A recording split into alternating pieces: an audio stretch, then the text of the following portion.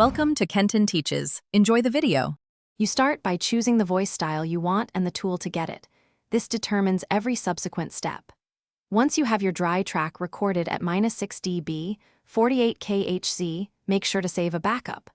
Open your editor or TTS and import the dry file.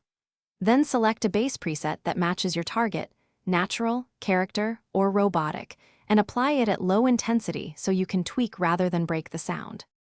Once the bass voice is set, refine tone and timing to sound authentic.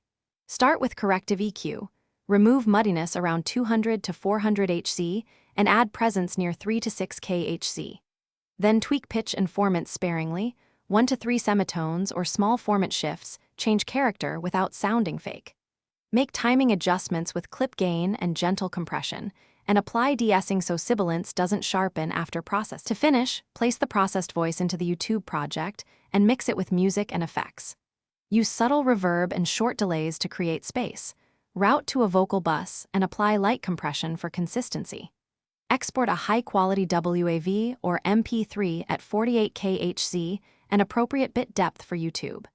If you hear artifacts or glitches, make sure to lower the effect intensity, increase buffer size during rendering, or freeze tracks to remove CPU strain. These steps usually fix distortion or timing errors.